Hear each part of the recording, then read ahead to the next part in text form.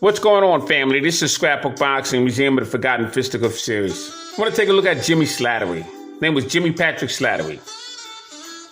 He was born August 25th, 1904, Buffalo, New York. He resided in 589 Fulton Street, First Ward, Buffalo. And he died August 30th, 1960 in Buffalo, New York. I want to give thanks to a supporter of mine, Antonio Mosley, who requested this video. And I thought it'd be a great idea because I don't quite remember doing a video on Jimmy Slattery. Might have been earlier during my time on YouTube. But I don't believe if I did do a video, I went in depth.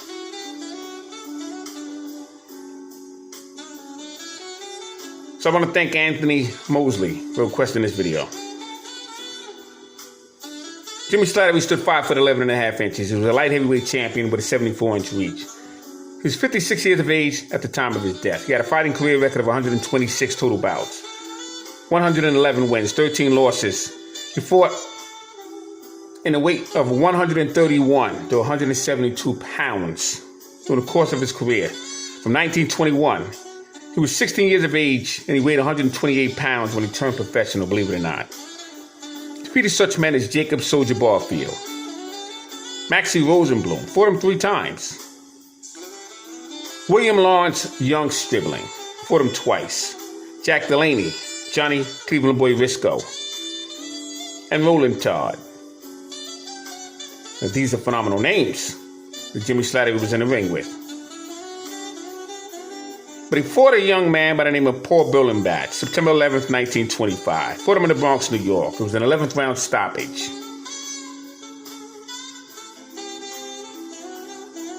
And that would slow down the train of Jimmy Slattery. Paul Berlenbach would become light heavyweight champion of the world. He would defeat Mike Mateague. And Mike Mateague would take that title from Badalinski. And what's so funny about it, Mike Mateague took the title away from Badalinski in Ireland on St. Patrick's Day. Mike Mateague was Irish. I couldn't make this stuff up if I wanted to. But Paul Berlenbach didn't have a lot of experience going into that fight. And that's one of the things that was amazing about that. Now, Jimmy Slattery was KO'd against Dave Shade, New York's Madison Square Garden, July 2nd, 1925. And that was perhaps one of the biggest upsets of that year. Now, Dave Shade was actually a smaller man. He was a California welterweight. Had a big punch. But no way in the world should he have knocked out Jimmy Slattery. And that was one of the reasons for what was called an upset. August 30th, 1927, Slattery wins the vacant WBA light heavyweight championship belt when he defeated Maxie Rosenblum, Hartford, Connecticut, 10-round decision. That was one of the most highlight moments of Jimmy Slattery's career. And I have to tell you, Jimmy Slattery was a really, really good boxer. Knew how to control this man, knew distance. And an example of my point, take a look at the fight with Paul Berlenbach, September 11th, 1925. Beautiful execution of boxing skills. So to get that victory over Maxie Rosenblum, August 30th, 1927, is not surprising. Maxie Rosenblum couldn't punch, didn't have the punching power, but he had a ton of experience, well over 200 fights. December 12th, 1927, Jimmy Slattery had dropped the title to Philadelphia's Tommy Loughran, New York's Madison Square Garden, 15-round loss. And Slattery would win the New York SAC World Heavyweight Championship belt, light heavyweight championship belt, was the light heavyweight championship belt. I'm going to make that correction. To Buffalo's Lou Scalza. Now, Lou Scalza lived on the other side of town. Both men were from Buffalo. It was at the Broadway Auditorium, February 10th, 1930. 15 rounds.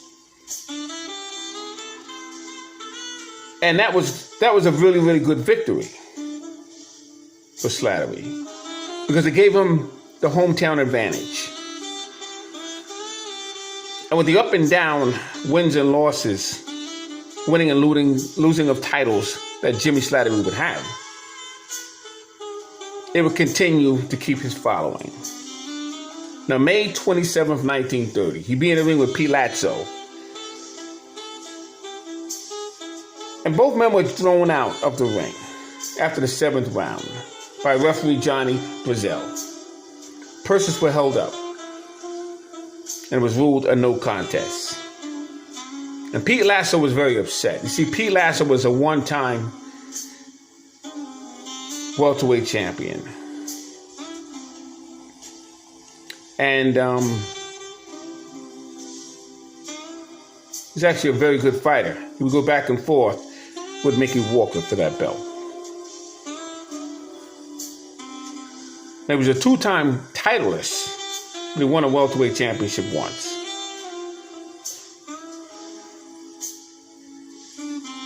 And he was moving up in weight. And he was very upset about that stoppage. And his purse was held up by the referee.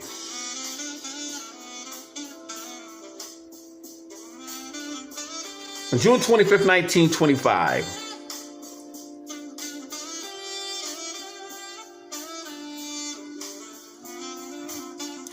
June 25th, 1930, Slattery would lose to Maxie Rosenblum. Fight took place in Bison Stadium, Buffalo, New York. The NBA and New York SAC was up for the undisputed light heavyweight championship status, the vacant crown that was relinquished from Tommy Loughran. Many of the 15,000 spectators, the Ebbets Field Arena in Brooklyn, New York, had screamed robbery and began to throw objects in protest, feeling that Slattery was robbed. Jimmy Slattery never again received another shot at the title. Jimmy Slattery had finished out his career with victories over Kingfish Levinsky, October 30th, 1931, at the Olympic Stadium in Detroit, Michigan. Would also lose the Canadian light heavyweight champion, Charlie Ballinger, August 22nd, 1932, Bison Stadium in Buffalo, New York. And to add insult to injury, it was in Jimmy Slattery's hometown. And Jimmy Slattery would get breaks, but he couldn't muster up enough to win the big ones. And it's unfortunate because he was an outstanding boxer. I want to show you a couple of the opponents of Jimmy Slattery. Now here you have Jack Delaney and Jimmy Slattery. Jack Delaney is to your left, Slattery is to your right. Jack Delaney was from St. Francis, Canada. He became champion in 1926 to 1927. And that was some fight between these two men, Jack Delaney and Jimmy Slattery. Jack Delaney on the cover of Ring magazine. Bridgeport middleweight. As you can see here, he was the conqueror of Port Birlenbach, June 1924.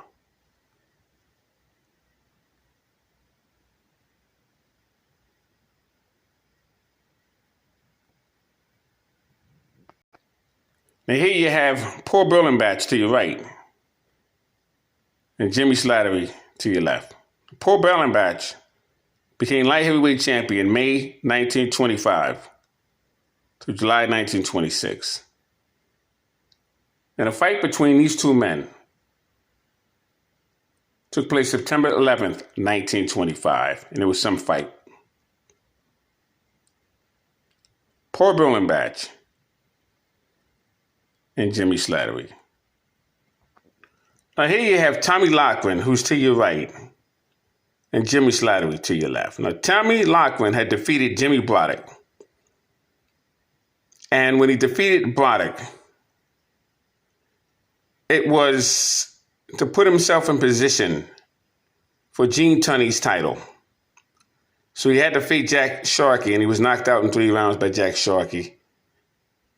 So he didn't become heavyweight champion because he would have had to then face Max Schmeling. So Tommy Loughran, I have him one of my greatest light heavyweight champions of all times, and he would upset Jimmy Slattery, December 12, 1927. He was a phenomenal fighter. He was in there with Greb. You name him, he was in there with him. Tommy Loughran, out of Philadelphia. Philly Phantom. Outstanding fighter was Tommy Loughran.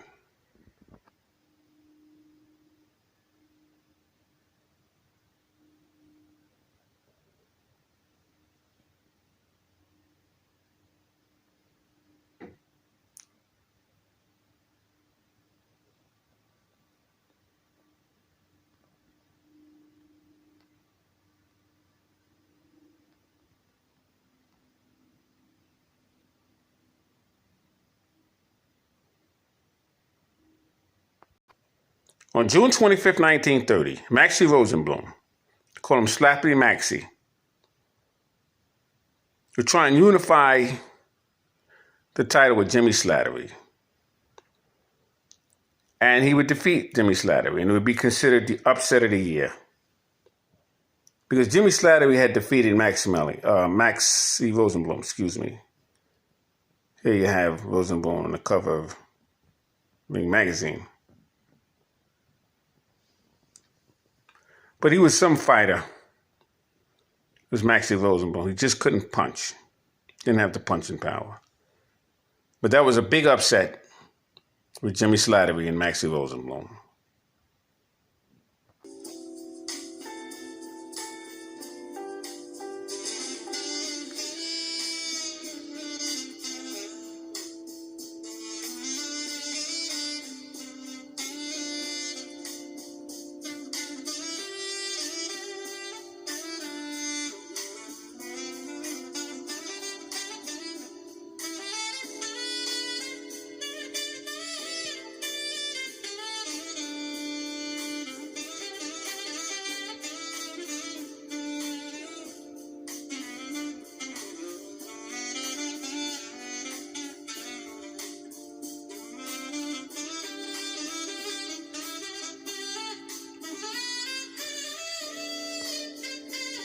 Salute to Jimmy Slattery. Salute to my subscribers. Salute to Anthony Mosley for requesting this video. Scrapbook Boxing, Museum of the Forgotten Fisticuffs series. All great fights and all great fighters will never be forgotten on my channel. Thanks for hanging in there with me.